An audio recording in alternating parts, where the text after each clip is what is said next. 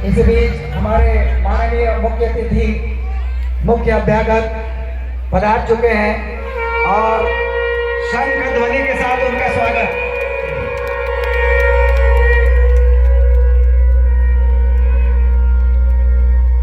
उनका सम्मान करते हुए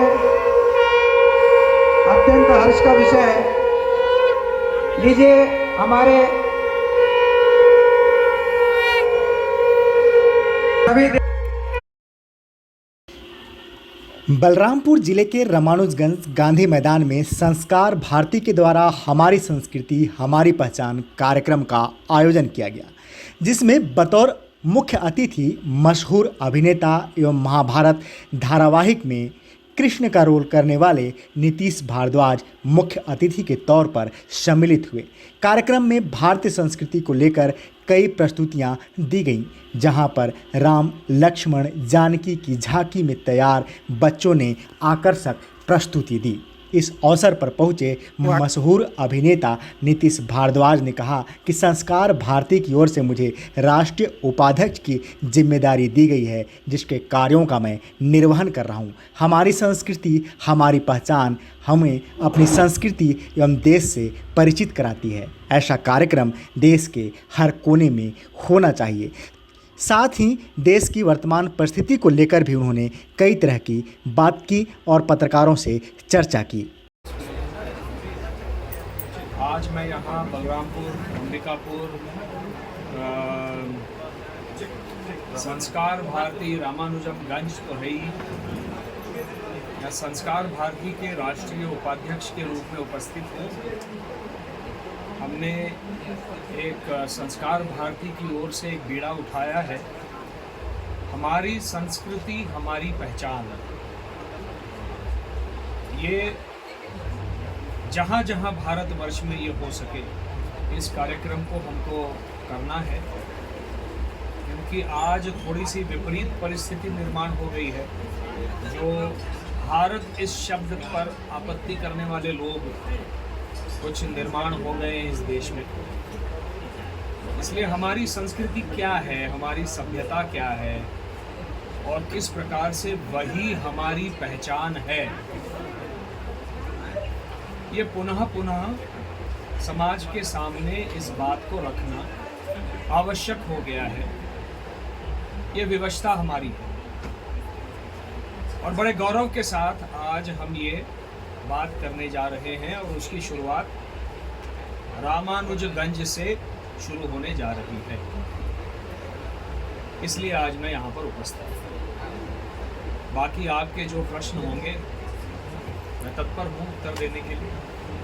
आज का काम जो है मेरा भारतीय नागरिक और भारतीय मनुष्य होने के नाते मेरा कर्तव्य है अपनी संस्कृति का बोध अपने समाज को करा देना, जिसका जो भगवान ने मुझसे कृष्ण का रोल निभाया या निभवा लिया, एक तरह से ये मेरा दायित्व बन गया और जिसे मैं स्वीकार करता हूँ और बहुत प्रसन्न हूँ एक भारतीय होने के नाते। तो आज का केवल सामाजिक, सांस्कृतिक और समाज उद्बोधन और राष्ट्रीयता का कार्यक्रम है। ये राजनीतिक कार्यक्रम नहीं है कि राजनीतिक कार्यक्रम। नए प्रश्न कीजिए। रामानुजगंज देखा ही नहीं है, हम तो वाराणसी से आए हैं। पहले आए थे, अंबिकापुर आए थे, बलरामपुर आए थे। अंबिकापुर में भी मैन पाट वगैरह वो सारी जगह देखी है। बहुत सुंदर प्रदेश है ये, माता कौशल्या का देश है, कौशल राज्य हम इसको कहते थे।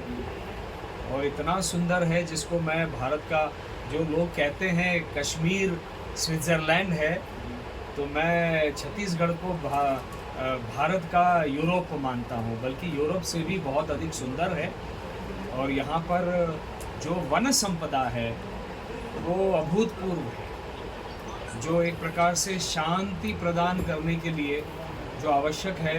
वर्तमान पूरे विश्व में जो असामाजिक तत्व हैं, जो जिनके मन मस्तिष्क में शांति नहीं है, उनको यहाँ लाना चाहिए यहाँ के वनों में उनसे ध्यान धारणा करवानी चाहिए ताकि उन्हें शांति प्रदान हो। इतना सुंदर प्रदेश है। हमारी बेटी को रोड पर जो चल रहे थे तो हमने केवल एक रोड की फोटोग्राफ डाल दी। दोनों तरफ इतने ऊंचे ऊंचे वृक्ष और इतना सुंदर घना जंगल। उन्होंने वही कहा कि पापा ये तो बहुत ही सुंदर है, हमको भी आना है। ये आकर्षित करता है प्रदेश।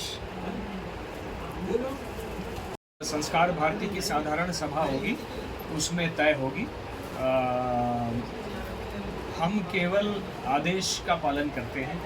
हमारे जो वरिष्ठ हैं उन्होंने ये सारी नीति बनाई हुई है और उस नीति के तहत मैं अकेला नहीं हूँ, बहुत सारे लोग हैं जो इस उद्दिष्ट की पूर्ति के लिए पूरे देश में भ्रमण करेंगे। मैं उनमें से एक दूतवाहक हूँ, संदेशवाहक हूँ। जो मेरे लिए आदेश होगा पूरे देश में जाने का, उसे मैं पूरा करूँगा।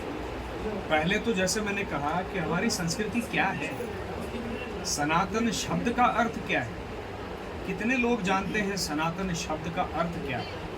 ये संधि है संस्कृत के दो शब्दों की। तो ये सब लोगों को समझाना पड़ेगा। हमने इस संस्कृति को, सनातन की सभ्यता को सनातन क्यों माना है, ये समझना पड़ेगा। गीता में ही कृष्ण ने कहा है कि मैं भी सनातन हूँ, आत्मा सनातन है। तो सनातन शब्द का ही अर्थ है जो नश्वर है, जो चिरंतन है। तो ये लोगों को समझाना पड़ेगा और इस संस्कृति के तहत क्या क्या आता है और उसकी गरिमा क्या है अपने सभ्यता की, अपनी सभ्यता की, ताकि जो एक समाज में अचेतन वर्ग है उसकी चेतना को पुनः जागृत करना ये आवश्यक हो गया है। होता है, हर युग में ऐसा होता है और चेतना को जागृत करने का काम जो है वो संदेशवाहक करते हैं, संत परंपरा करती है और उसी परंपरा का मैं एक दूत हूँ। व्यक्तिगत रूप से धर्म परिवर्तन के खिलाफ हूँ। कोई भी धर्म आकर परिवर्तन करे, इसके मैं खिलाफ इसलिए हूँ क्योंकि आपकी अनुकंपा केवल धर्म परिवर्तित करने पर ही जागृत क्यों होती है? ये मेरा प्रश्न है। मूलतः जब आप आते हो धर्म परिवर्तन करने के लिए, तो आपने ये समझ लिया है कि आपका जो धर्म है वो तो कुछ है ही नहीं, या वो मेरे धर्म से निम्न स्तर का है, मेरा धर्म जो है वो उच्चतम है और आपका जो धर्म है वो अधम है। मानकर लोग आते हैं ताकि धर्म परिवर्तन करें कि आपका धर्म तो कुछ है ही नहीं।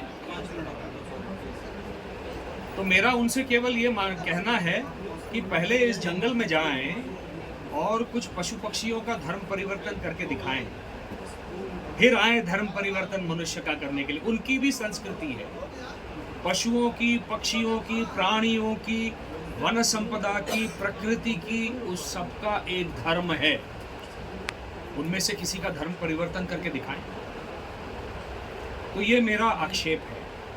और दूसरा जो मेरा प्रश्न है कि आपकी अनुकंपा तो मानवता के प्रति होनी चाहिए।